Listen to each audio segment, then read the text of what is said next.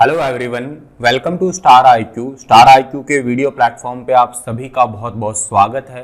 प्यारे बच्चों, 9 सितंबर 2021 के हरियाणा करंट अफेयर इस वीडियो में हम पढ़ने वाले हैं। आइए स्टार्ट करते हैं इस पर्टिकुलर वीडियो को। अगर आप लोगों ने अभी तक स्टार आईक्यू चैनल को सब्सक्राइब नहीं किया है तो कर लीजिएगा।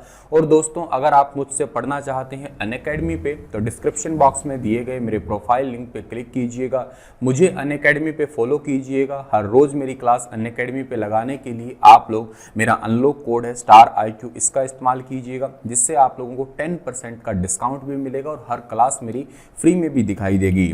प्यारे बच्चों, कल आपसे सवाल किया था, उसका सही जवाब क्या होगा? किस क्षेत्र की ढोसी हिल्स को पर्यटन स्थल बनाएगी सरकार? तो एक्चुअली ढोसी हिल्स जो है ना, ये हरियाणा के महेंद्रगढ़ क्षेत्र या नारनौल क्षेत्र के अंदर पड़ती है। यानी कि इस क्वेश्चन का डी ऑप्शन जो है वो बिल्कुल ठीक रहेगा। हरियाणा का एकमात्र जिला है जिसका मुख्यालय महेंद्रगढ़ में ना होके, मतलब महेंद्रगढ़ खुद जिला है, इसमें ना होके नारनौल में है, ये बात भी याद रखिएगा। और महेंद्रगढ़ के अंदर एक सेंट्रल यूनिवर्सिटी है जो जयंत पाली में पड़ती है, और उस यूनिवर्सिटी के रिसेंटली वीसी बने हैं, जीजेयू यूनिवर्सिटी के वीसी ट्रांसफ़र हुए हैं जिनका नाम है प्रोफेसर टंकेश्वर कुमार। और जीजेयू यूनिवर्सिटी के वीसी जो है उनका अतिरिक्त कार्यभार मिला है एचयू वालों को, जिनका नाम है BR कंबोज। तो ये लिंक, ये चेन आपको याद रखनी है बहुत अच्छे से। और ये नारनौल की जो ढोसी हिल्स है ये भी बहुत इंपॉर्टेंट है, मैंने आपको बताया होगा महर्षि चौवेन द्वारा यहाँ पे सबसे पहले च्यवनप्राश जो है ना वो बनाया गया था। तो ये बड़ी इंपॉर्टेंट बात है, इस करके बड़ी फेमस है, इस करके इसको पर्यटन स्थल के रूप में विकसित करने का निर्णय लिया है हरियाणा सरकार ने।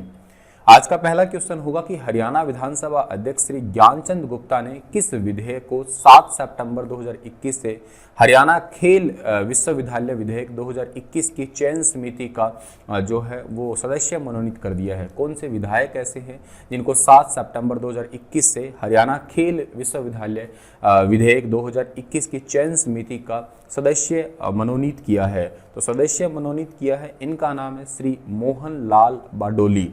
यानी कि इस क्वेश्चन का सी ऑप्शन जो है वो बिल्कुल ठीक रहेगा। 7 सितंबर 2021 से हरियाणा खेल विश्वविद्यालय विधेयक 2021 की चयन समिति का सदस्य इन्हें मनोनीत किया गया है हरियाणा के विधानसभा अध्यक्ष ज्ञानचंद गुप्ता द्वारा। मेरा आपसे सवाल है कि ये मोहन लाल बडोली जो है ना, ये कौन से क्षेत्र के विधायक हैं बताइएगा? जैसे ज्ञानचंद गुप्ता हरियाणा के अंदर पंचकुला के विधेयक है, ये भी बात आपको पता होगी, ठीक है ना। और पंचकुला कालका, ये दो ही क्षेत्र है पंचकुला के अंदर तो, और हरियाणा के ये स्पीकर भी हैं। अगला सवाल हमारा होगा कि crime and criminal tracking network and system, बहुत बहुत इंपॉर्टेंट है, जिसको आप लोग CCTNS कहेंगे। क्या? Crime and criminal tracking networking system, ठीक है ना। तो इसकी अगर हम बात कर रहे हैं, crime and criminal tracking network system है, इसके अंदर 100% नंबरों के साथ देश भर में पहला स्थान लिया है हमारे ही राज्य हरियाणा ने। यानी कि इस क्वेश्चन का ए ऑप्शन जो है वो बिल्कुल ठीक रहेगा। 100% नंबरों के साथ में हरियाणा ने लिया है पहला स्थान, और 99.6% नंबरों के साथ में लिया है हिमाचल प्रदेश ने दूसरा स्थान, इसके अंदर सेकंड पोजीशन। और 99.3% नंबरों के साथ में कर्नाटक ने लिया है इसके अंदर तीसरा स्थान।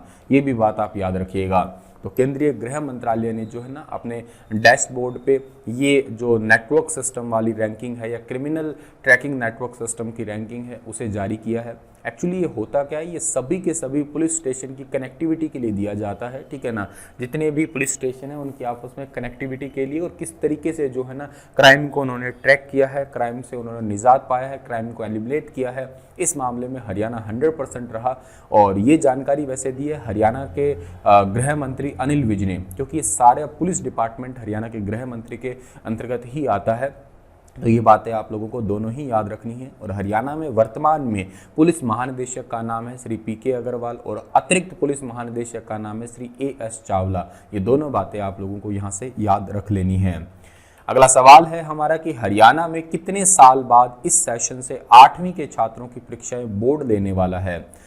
लगभग 11 साल हो चुके हैं, तो 11 साल से 8वीं की परीक्षा है बोर्ड से नहीं हुई है। मैंने तो 8वीं बोर्ड से ही दी थी, आप लोगों ने भी शायद बोर्ड से ही दी होगी, आप में से बहुत लोगों ने दी होगी। किस किस ने 8वीं बोर्ड से दी है बताना।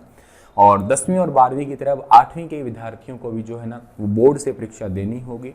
और इसके लिए हरियाणा विद्यालय शिक्षा बोर्ड का जो 53वां स्थापना दिवस था ना अभी रिसेंटली, उसके दौरान यहाँ के चेयरमैन, जिनका नाम है चेयरमैन जगबीर सिंह, उन्होंने ये जानकारी दी है। ठीक है, और 8वीं की बोर्ड की परीक्षा स्टार्ट हो रही है कितने सालों के बाद में, 11 सालों के बाद में। 2009-10 में आखिरी बार जो है 8वीं की बोर्ड की परीक्षाएं हुई थी। 8वीं कक्षा तक कोई भी बच्चा फेल नहीं करने की नीति से विद्यार्थियों की पढ़ाई का लेवल जो है ना वो कम हो गया। उसके बाद ये घोषणा हुई थी 2009-10 में कि 8वीं तक कोई बच्चा फेल नहीं करना है। तो फिर बच्चे सोच रहे हैं फेल तो होंगे ही नहीं, चलो बजने दो अपनी बातें, ठीक है ना। चलिए अगला सवाल है हमारा कि गुरुग्राम का 3 साल का बालक करेगा माउंट एवरेस्ट की चढ़ाई और ये वर्ल्ड रिकॉर्ड भी बनाने वाला है। इस बच्चे का नाम क्या है? लो भाई, 3 साल का बच्चा, हमें ढंग से बोलना नहीं आता था, ये वर्ल्ड रिकॉर्ड बनाने जा रहे हैं। इन बच्चे का नाम है हेयांश, यानी कि बी ऑप्शन सही है। 8 सितंबर से इन्होंने जो है ना माउंट एवरेस्ट पे चढ़ाई करना स्टार्ट कर दी है, कल से, ठीक है ना, आज से नहीं, कल से जो है इन्होंने माउंट एवरेस्ट पे चढ़ाई करना स्टार्ट कर दी है। छोटा सा बच्चा है।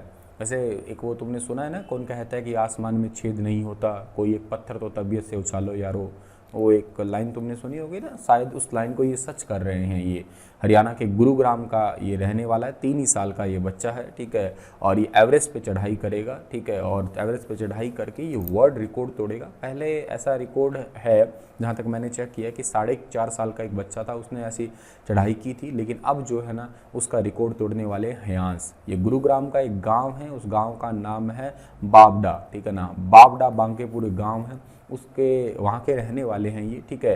वैसे कई टाइम से, लगभग 1.5-2 सालों से हिमाचल की वादियों में तैयारी कर रहे हैं, ट्रेनिंग ले रहे हैं, ठीक है, और खाने पीने की भी कड़ी ट्रेनिंग ली है।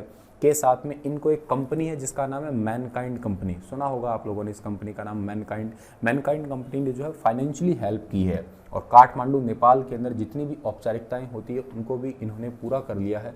अब ये तैयार हैं इस ट्रैकिंग के लिए। हरियाणा के अंदर जो है मारुति का दूसरा बड़ा प्लांट है, कहाँ पे लगने वाला है? तो हरियाणा के अंदर मारुति का दूसरा बड़ा प्लांट खरखोदा सोनीपत में लगने वाला है। ए ऑप्शन इस पर्टिकुलर क्वेश्चन का वो सही रहेगा। मारुति सुजुकी कंपनी हरियाणा में अपना दूसरा बड़ा प्लांट लगाएगी और खरखोदा में तकरीबन 900 एकड़ क्षेत्र में जो है ना अपना यह प्लांट स्थापित करेगी। इससे एक औद्योगिक स्वरूप तो हरियाणा का बदलेगा ही बदलेगा। दूसरी बड़ी बात यह हो जाएगी कि हरियाणा में जॉब बहुत ज़्यादा निकल जाएगी, एक प्रकार से प्राइवेट जॉब भी। और तकरीबन जो है ना हर साल 19 लाख कारें बनाने वाली मारुति सुजुकी कंपनी जो है ना अपना इस बिजनेस को और बढ़ाने की कोशिश में है, ये याद रखिएगा। अच्छा, एक बात और इम्पॉर्टेंट है, ये मारुति सुजुकी का प्लांट जो है ना 800 एकड़ में तो कारों का बनेगा और 100 एकड़ में जो है ना सुजुकी मोटरसाइकिल का बनेगा। मतलब प्लांट एक ही होगा लेकिन 800 में कारें बनेगी, 100 एकड़ में जो है ना मोटरसाइकिल बनेगी एक ही साथ में।